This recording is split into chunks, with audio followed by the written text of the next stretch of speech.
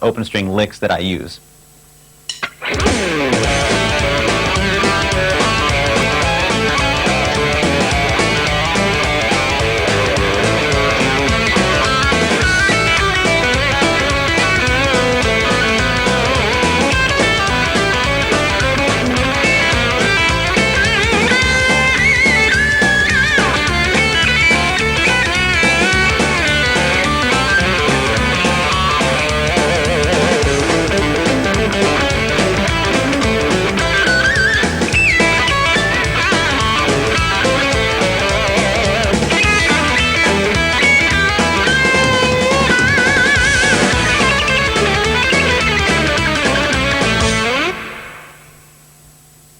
Okay, now that you have some kind of an idea about the concept, let's take the example which I just played, Open Sesame, and show it lick by lick, and you see a lot of the things that I do in there have open strings galore.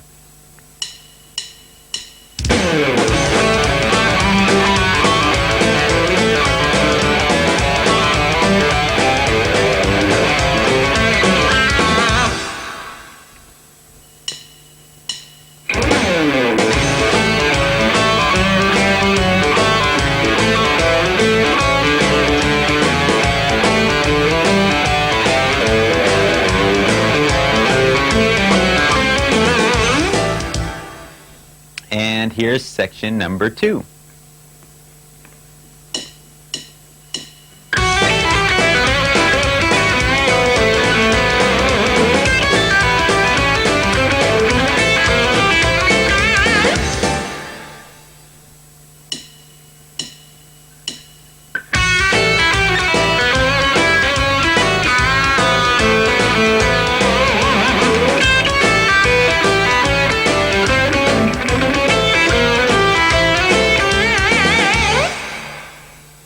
Okay, this is a 1-4-5 chord progression, so up until now we've played against the A chord. Right now I'm switching to D, so naturally my open strings and the licks will all reflect the chord of D, or D7.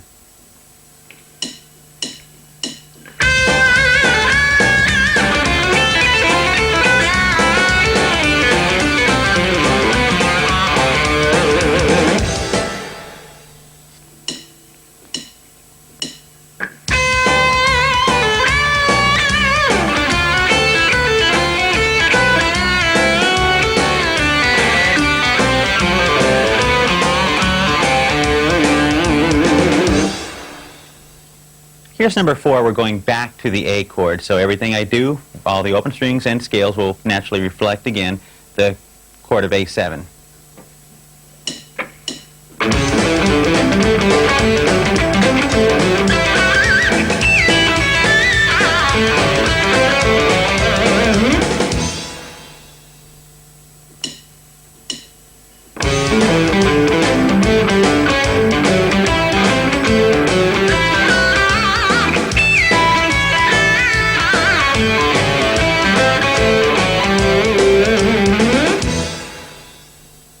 This is the last section, section number 5. Starts off with an E chord, moves to a D, and then finales off with an A.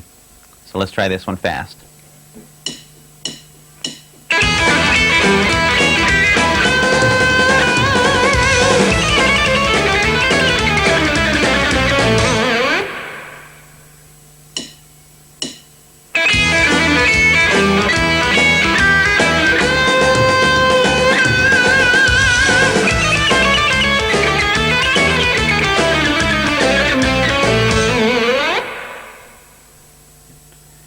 Okay, this next piece coming up here is an example using open strings in a minor sense. I'm playing in C sharp minor, and everything I do will revolve around the C sharp minor or the arpeggios within C sharp minor, E major, A major, things of that nature. I'm following the chord structures, and I'm trying to use open strings in everywhere I can.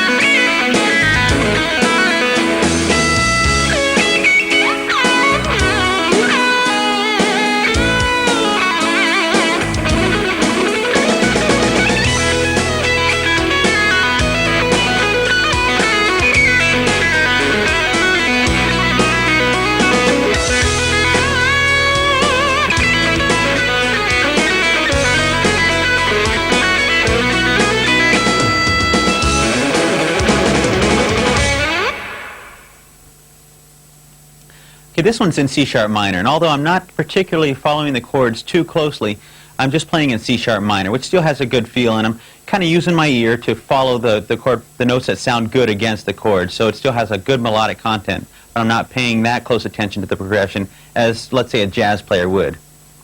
And let's just go ahead and break this down for you and go lick by lick, or rather section by section. Here's section number 1.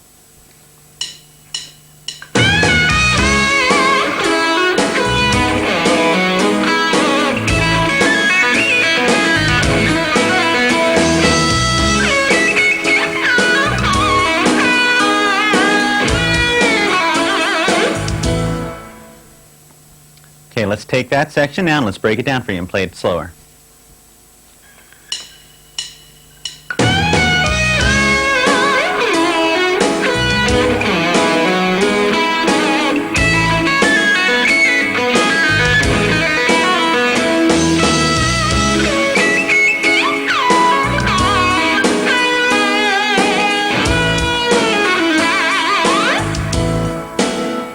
Okay, here's section number 2 up to speed.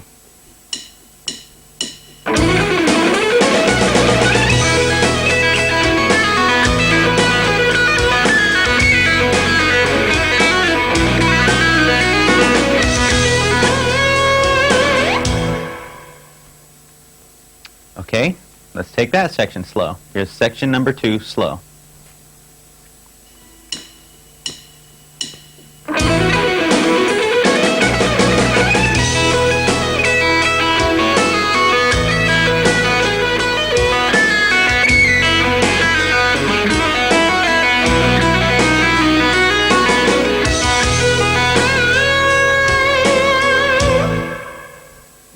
And here's section number 3 up to speed.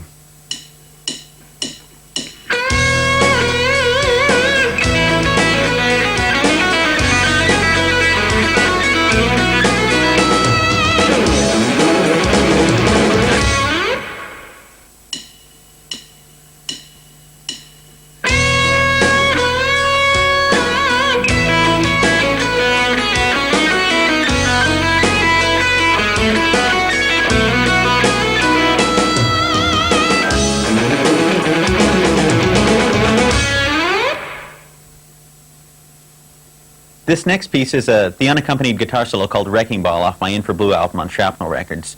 And what it displays is a basic use of string skipping and 3-note per string blues scales and a lot of hammer-ons and pull-offs. And I'm going to show you the techniques that I've used to do this and then break the solo down for you.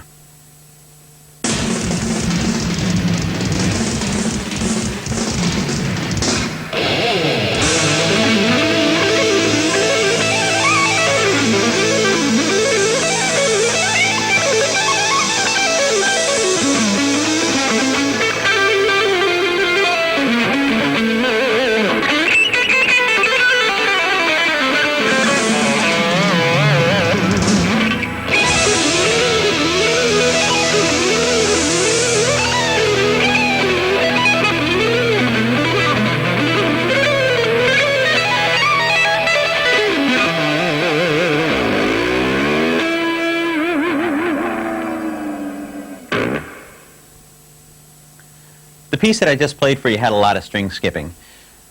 What string skipping basically is not just going to the adjacent strings such as E and B, but maybe going from the high E string to the G string. The reason for this, well, the reason I use string skipping is to either get a wider interval within the lick or just to make sequencing parts a lot easier. There's a certain pattern that I use in a lot of my string skipping stuff, as well as just when I'm playing on adjacent strings. And the pattern goes like this.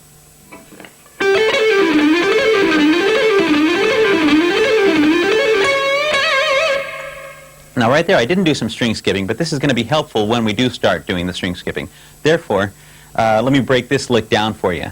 And this is basically picking 3 notes, pulling off 2, picking 3, and then hammering on 2. Once again.